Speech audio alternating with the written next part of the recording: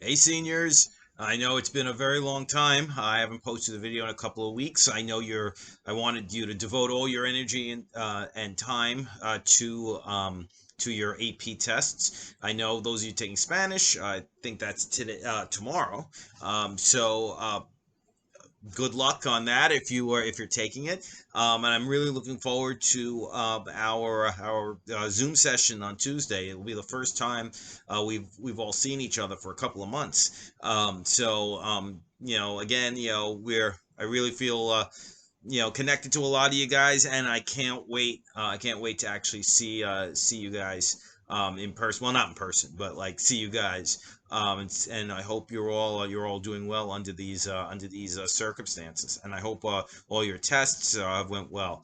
I know that I'm your senior advisor, so we're still planning like what to do to give you guys a proper send off. So stay tuned for more info on that. So again, I really look forward to seeing you guys on Tuesday.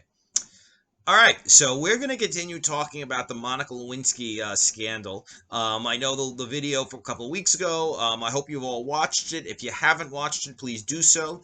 And then if you haven't, or if you have, you still might have forgotten some of it because it was a while back. But just to recap, Monica Lewinsky and Bill Clinton were carrying on a relationship, an intimate relationship. This is a really fast recap of the video, but I really want you guys to watch that. Monica Lewinsky, was transferred to a job in the Pentagon where she met a woman named Linda Tripp, who became her friend. And Linda Tripp began just telling everybody after Monica told her about her relationship with Bill Clinton. Linda Tripp went to a conservative literary agent. Who told her to go to Paula Jones's lawyers. Remember, Paula Jones was suing Bill Clinton for sexual harassment. Tripp went to Jones's lawyers. Tripp also went to Ken Starr, who was the special prosecutor who was investigating Bill Clinton's business practices in Arkansas and a whole bunch of other things that had come up during the administration. Ken Starr was kind of a full-time investigator of all things Bill Clinton.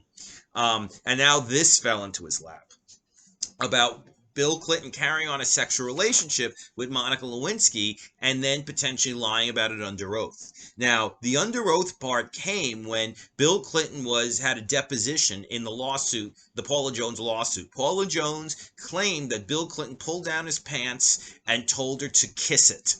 And she sued Bill Clinton for sexual harassment. But the thing is that conservatives latched onto her lawsuit as a way to kind of, embarrass Bill Clinton.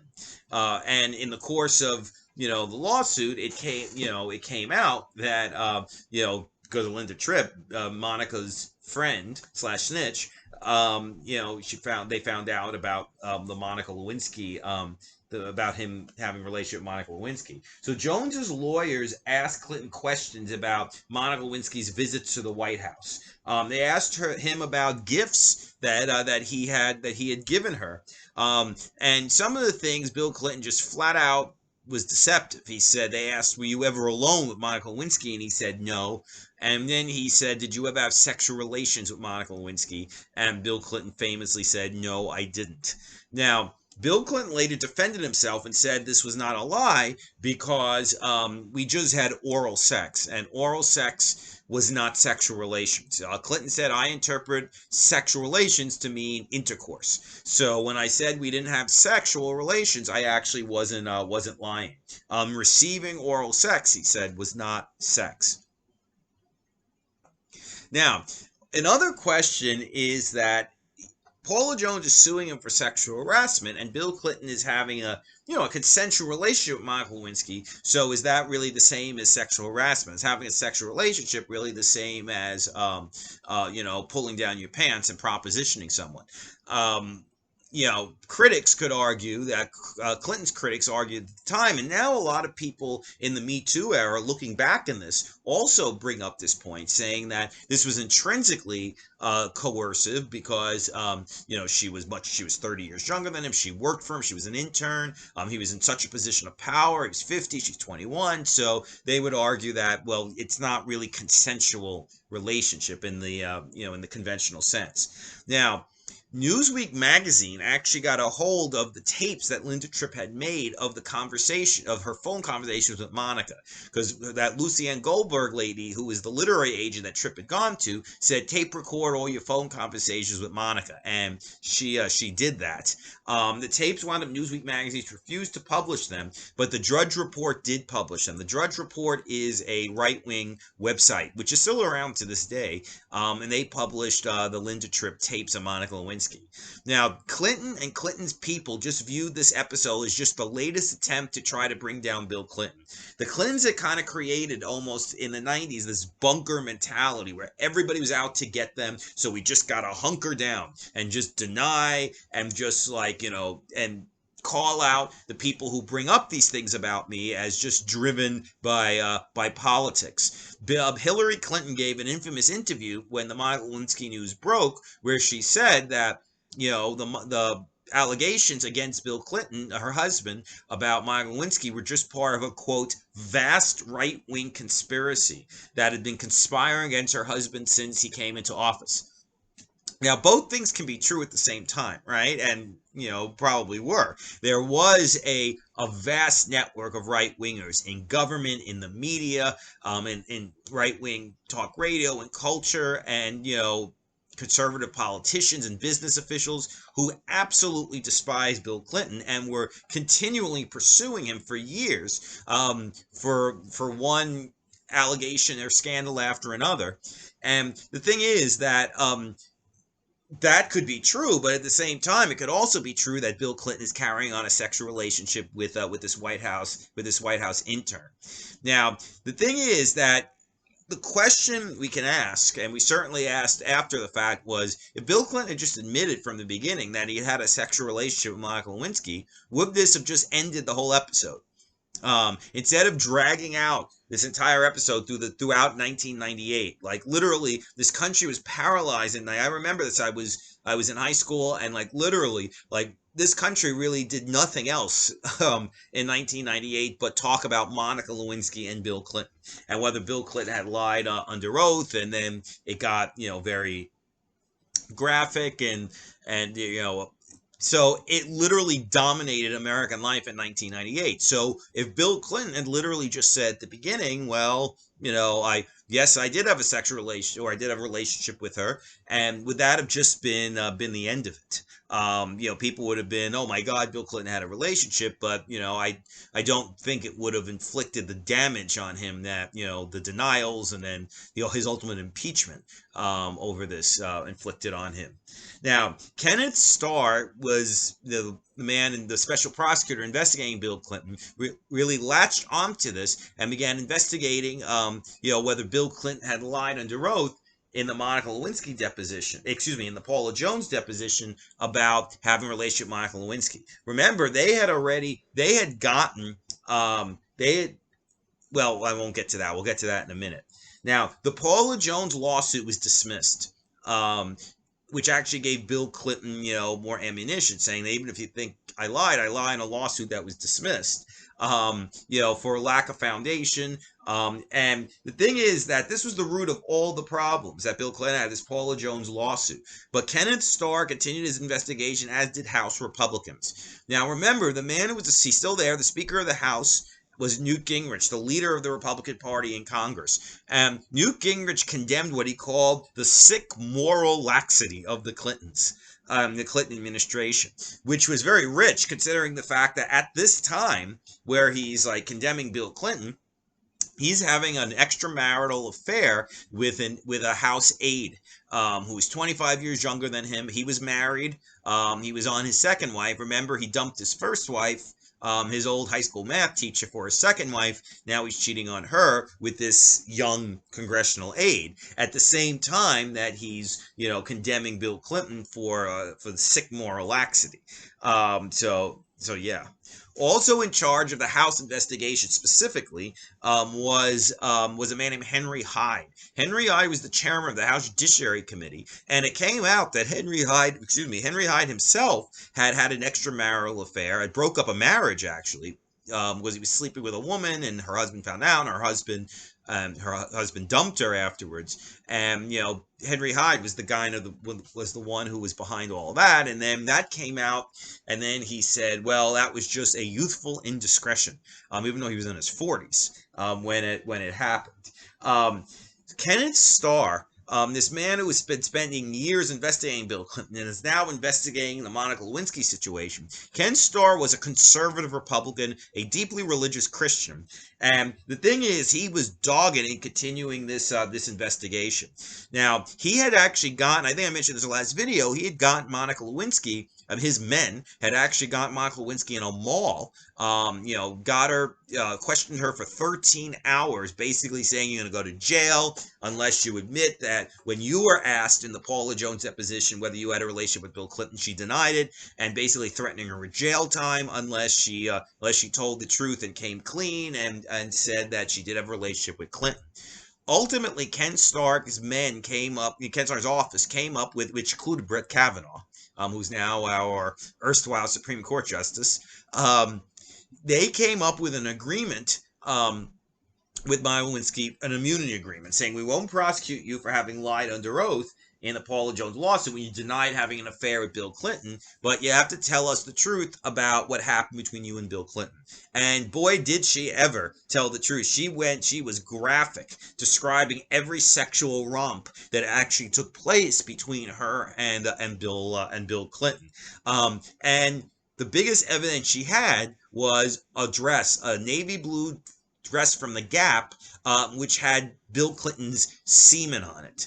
And she said, this was the president ejaculated on me during a sexual episode. And so this was kind of the proof here. Apparently, like, she had told her mother about this, and her mother had told her not to throw away the dress because, you might need it one day. Because if she didn't have the dress with Bill Clinton's sperm, then it literally would have been a he said, she said thing, right? Because he said, I did not have sexual relations with that woman, Ms. Lewinsky. I didn't tell anyone to lie, not a single time. He said back in January 1998, when he was first questioned publicly about this, and after the Paula Jones deposition, which he said he had not had sexual relations with her. Clinton had to agree to a blood sample. So literally they went to the White House and actually took a sample of his blood to see if the DNA matched the DNA on the semen on Monica Lewinsky's dress. So this entire thing is just like so unseemly, right? That this is actually happening. Now, August 17th, 1998, Bill Clinton is asked to testify in front of Ken Starr's grand jury, which is investigating whether Bill Clinton had actually lied in the Paula Jones deposition when he said that he didn't have sexual relations with Monica Lewinsky.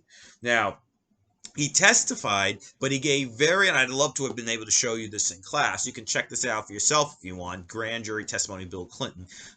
He gave very tortured explanations for why he had not been lying back in January when he said that he didn't have sexual relations with Monica Lewinsky. He said that it depends on what you mean by sex. That he said he did not consider sex to be what he had done with Monica Lewinsky had done together. He said it's not sexual relations. We never had intercourse. And then probably the most infamous line when they asked him, well, you said you didn't have sexual intercourse. Is that true? And he said, well, it depends on what the meaning of the word is. And for a lot of people who don't like Bill Clinton or didn't like Bill Clinton during the time, they said, aha, this is just proof of the fact that Bill Clinton is always so slippery, right? That he always tries to find some way around things, right? Remember I smoked marijuana, but I didn't inhale and all of that. But because Monica Lewinsky's dress, the sperm on the DNA matched Bill Clinton's DNA when he gave the blood sample. He basically had to admit that he did have a relationship with Monica Lewinsky, even though he said that it still wasn't a sexual relationship.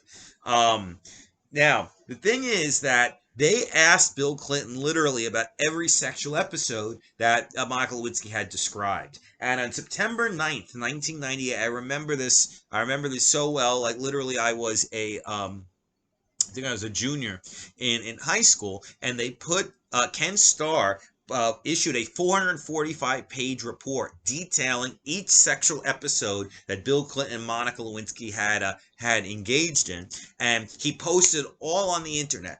And this was, now maybe that wouldn't be such a big deal, but 1998, the internet was still fairly new. And the thing is that, news didn't just get posted on the internet like that, like it is today. And also, the specificity of the report. He literally described each sexual episode, talking about each episode of oral sex that Monica Lewinsky and Bill Clinton had engaged in, talking about masturbation and phone sex that Bill and Monica had engaged in, and of course the most infamous question that was then detailed in the Ken Starr report was described a cigar being used as a sexual aid, in Ken Starr's words, between Bill Clinton and Monica Lewinsky.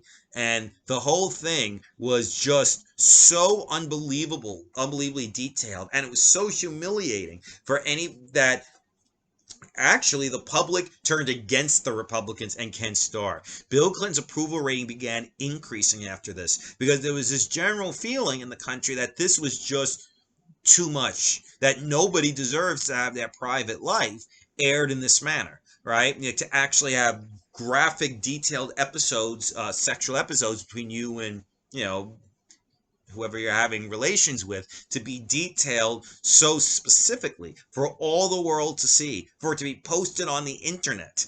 So the public began going more in Bill Clinton's favor after this detailed report the Starr report came out.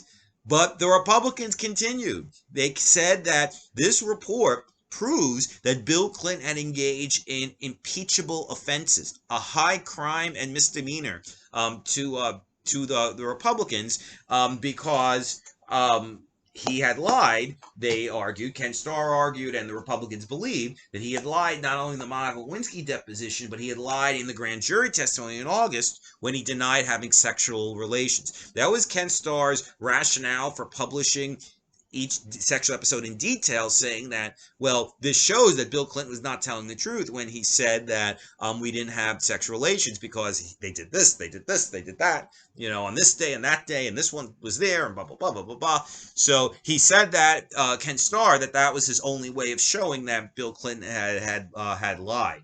And the report accused Clinton of perjury, of lying under oath, and obstruction of justice, because Bill Clinton had actually asked his secretary, Betty Curry, to get the gifts that he had given Monica back. He gave her a hat pin. He gave her a book of poetry. They're not very expensive gifts. Everything was like under $20. But apparently wanted these gifts back so it wouldn't look like, that, this is his girlfriend and he's giving her stuff, right? Also, he had helped her get a job at Revlon in New York, and, that was seen as a way to, shut her up so she wouldn't admit that they had a sexual relationship. So Ken Starr said that this was obstruction of justice. Now, something that can be said about perjury technically is not lying about anything under oath. Perjury is lying about something relevant under oath. So if you lied about what you had for breakfast, like, that's not perjury. Perjury is like, is what you lied about relevant? And you could certainly argue that is Bill Clinton's sex life, is that relevant? At all? But the congressional investigation continued. The Republicans began impeachment hearings against Bill Clinton, even though the public was not on board. Clinton's approval rating was 65 to 70% during this entire episode, which is pretty high approval rating for any president. And the thing is that in the midterm elections, every 2 years of elections for Congress, in the 1998 midterm elections, that Democrats actually gained 5 seats in the House of Representatives, even though all this stuff is going on against Bill Clinton. Newt Gingrich fell. Finally, he had to resign from Congress because he had been promising massive gains that the Republicans would make in Congress because of all this news about Bill Clinton, which didn't come to pass. And this is also very ahistorical. Presidents always do bad in their 6th-year midterms, like always. So the fact that the president's party, so the fact that the Democrats actually gained seats in 1998 was really a stunning rebuke, I would say, to the Republican mission to investigate Bill Clinton for sex crimes, or lying, or crimes of lying about sex, not sex crimes. So now, remember, the election's November, but the new Congress doesn't come on back in January, so those 5 new Democrats aren't going to be there till January. So the Republicans figure that this period between November and Jan until the new Congress comes in January, this is the time when, if we're going to impeach Bill Clinton, we have to do it now.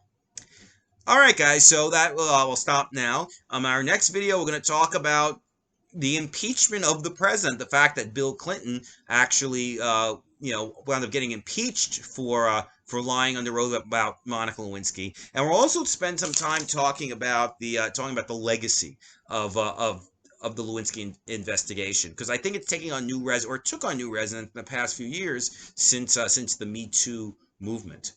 All right, so again, I can't wait to see all you guys on Tuesday, and I hope you, if you take AP Spanish, I hope you're doing well. And I'll see you all on Tuesday. Make sure you watch this video from start to finish. If you didn't watch the one from a couple weeks ago, Monica,